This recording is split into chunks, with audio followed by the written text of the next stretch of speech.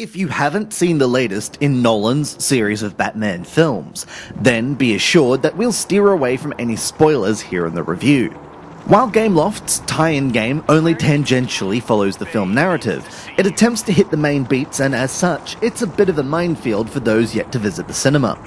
The second concern we'll address is more or less the elephant in the room. The recent release of The Amazing Spider-Man gave us more than enough reason to be worried about The Dark Knight Rises, especially as it features very similar gameplay. However, it's clear that Spider-Man was borrowing heavily from both this title and Total Mayhem, and suffered for it.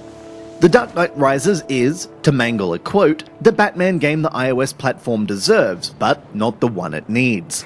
Although it suffers from the usual problem of aiming very high and falling short of this lofty goal, the end result is something that's worth playing, even if it manages to burn you now and then. Those familiar with the Arkham series of Batman games will be perfectly at home with The Dark Knight. So much so that it's all you can do to resist trying to hook shot and glide across the city.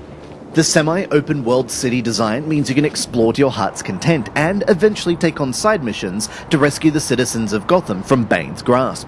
But the game gravitates around its story missions, taking you to large and detailed locations that are just as beautiful as the city itself.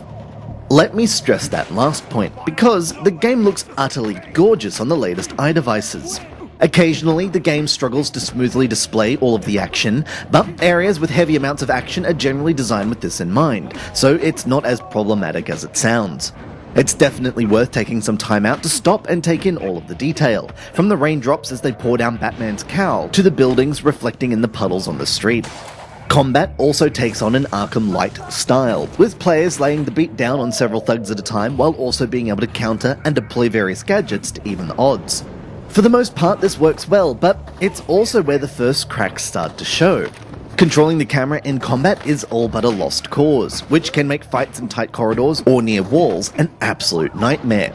Thankfully, most of the fights can be approached strategically, either making use of stealth or hit-and-run tactics to even the odds, and minimize risk to Batman's health.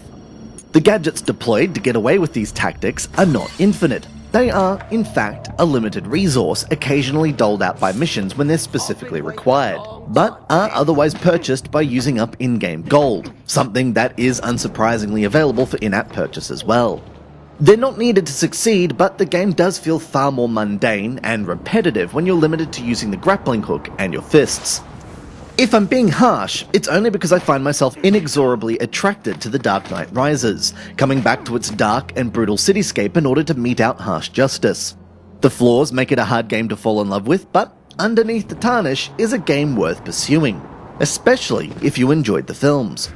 Until these issues are resolved, The Dark Knight Rises will remain a bitter pill to swallow, but one you'll only occasionally regret.